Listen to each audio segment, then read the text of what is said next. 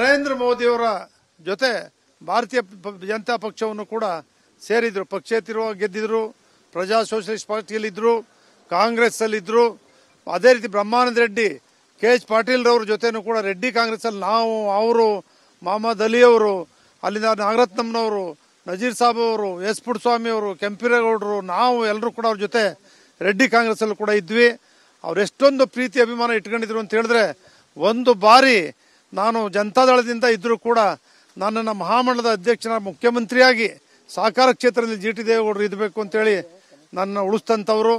ಕೊನೆ ಗಳಿಗೆವರೆಗೂ ಕೂಡ ಅವರ ಆತ್ಮೀಯತೆ, ಒಬ್ಬ ಶಾಸಕನ ಸ್ಥಾನದಲ್ಲಿದ್ದು ಒಂದು ನಿವೇಶನವನ್ನು ಕೊಟ್ಟಿದ್ರೆ ನನ್ನ ಕರೆದು, ಯಾಕೆ ಗೌಡ್ರೆ ನೀವು ಏನು ತಗೊಂಡಿಲ್ಲ ಅಂತೇಳಿ ಒಂದು ಬೆಂಗಳೂರಿನಲ್ಲಿ ಒಂದು ನಿವೇಶನವನ್ನು ಕೊಟ್ಟಂಥವ್ರು, ನನಗೆ ಶಾಸಕನ ನಿವೇಶನ ಕೊಟ್ಟಂಥವ್ರು SM ಕೃಷ್ಣರವರು. ಅಷ್ಟೊಂದು ಪ್ರೀತಿ, ಅಭಿಮಾನ, ದ್ವೇಷದ ರಾಜಕಾರಣ ಇಲ್ಲದೆ ವರ್ಣರಂಜಿತ ರಾಜಕಾರಣವನ್ನು ಮಾಡಿದಂಥ SM ಕೃಷ್ಣರವರು ರಾಜ್ಯದ ಜನತೆಯ ಕಣ್ಣೀರಲ್ಲಿ ಇವತ್ತು ಕಣ್ಣೀರು ಬರುತ್ತೆ. ಅವರ ಪತ್ನಿ ಪ್ರೇಮಕ್ಕ ಅವರು, ಅವರ ಪುತ್ರಿಯವರು, ಅವರ ಅಳಿಯಂದಿರು, ಅವರೆಲ್ಲರೂ ಕೂಡ ಒಂದು ಮಾದರಿಯಾದ ಕುಟುಂಬವಾಗಿ ದ್ವೇಷದ ರಾಜಕಾರಣವನ್ನು ಮಾಡದೆ, ಜಾತಿಯ ರಾಜಕಾರಣವನ್ನು ಕೂಡ ಮಾಡದೆ, ಒಂದು ಪ್ರಖ್ಯಾತಿಯನ್ನು, ಒಂದು ಆದರ್ಶವನ್ನು ಕೊಟ್ಟಂಥ ರಾಜಕಾರಣಿ ಇವತ್ತು ನಮ್ಮ ಮುಂದೆ ಇಲ್ಲ. ನಮಗೆಲ್ಲರೂ ಕೂಡ ಕನ್ನಡಿಗರಿಗಂತೂ ಅತ್ಯಂತ ಒಂದು ದುಃಖದ ದಿನ ಇವತ್ತು. ಅವರ ಆತ್ಮಕ್ಕೆ ದೇವರು ಚಿರ ಶಾಂತಿಯನ್ನು ಕೊಡಲಿ. ಅವರ ಪತ್ನಿಗೆ, ಅವರ ಮಗಳಿಗೆ, ಮೊಮ್ಮಕ್ಕಳಿಗೆ, ಅವ್ರ ಕುಟುಂಬ ವರ್ಗದವರಿಗೆ ಆ ದುಃಖವನ್ನು ಪರಿಸಕ್ಕಂಥ ಶಕ್ತಿಯನ್ನು ಕೊಡಲಿ ಅಂತೇಳಿ ಆ ದೇವರಲ್ಲಿ ನಾನು ಪ್ರಾರ್ಥನೆ ಮಾಡ್ತೇನೆ.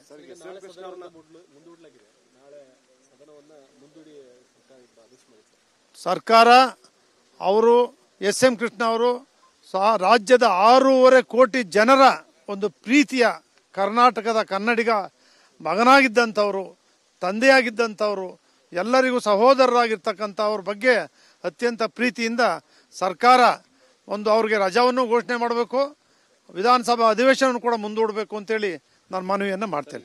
SM ಕೃಷ್ಣ ಅವರು ರಾಜ್ಯದ 6.5 ಕೋಟಿ ಜನರ ಒಂದು ಪ್ರೀತಿಯ ಕರ್ನಾಟಕದ ಕನ್ನಡಿಗ ಮಗನಾಗಿದ್ದಂಥವ್ರು, ತಂದೆಯಾಗಿದ್ದಂಥವ್ರು, ಎಲ್ಲರಿಗೂ ಸಹೋದರರಾಗಿರ್ತಕ್ಕಂಥ ಅವ್ರ ಬಗ್ಗೆ ಅತ್ಯಂತ ಪ್ರೀತಿಯಿಂದ ಸರ್ಕಾರ ಒಂದು ಅವ್ರಿಗೆ ರಜಾವನ್ನು ಘೋಷಣೆ ಮಾಡಬೇಕು, ವಿಧಾನಸಭಾ ಅಧಿವೇಶನವನ್ನು ಕೂಡ ಮುಂದೂಡಬೇಕು ಅಂತೇಳಿ ನಾನು ಮನವಿಯನ್ನು ಮಾಡ್ತೇನೆ. ನಾನು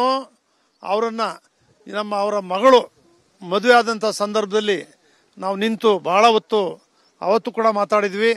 ಆಸ್ಪತ್ರೆಗೆ ಹೋಗಿದ್ದಾಗ ಹೆಚ್ಚು ಮಾತನಾಡಲಿಕ್ಕೆ ಸಾಧ್ಯ ಆಗಲಿಲ್ಲ.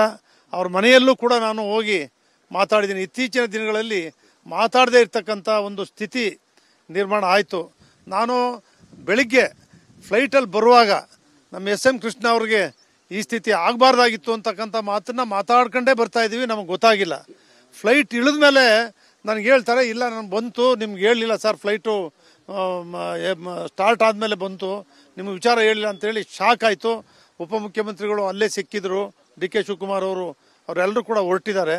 ನಾಳೆ ಮದ್ದೂರಿನಲ್ಲಿ ಅವ್ರ ಅಂತ್ಯಕ್ರಿಯೆ ಆಗುತ್ತೆ. ನಾವು ವಾಪಸ್ಸು ಹೋಗ್ತಾ ಇದ್ದೀವಿ. ಅವರ ಮೌಲ್ಯ, ಅವರ ಒಂದು ಶಿಸ್ತು, ಅವರ ಒಂದು ಪ್ರೀತಿ, ಅವರೊಂದು ಕ್ರೀಡಾ ಮನೋಭಾವನೆ ರಾಜಕೀಯ ಕ್ಷೇತ್ರದಲ್ಲಿ ಇಂದಿನ ಯುವಕರಿಗೆ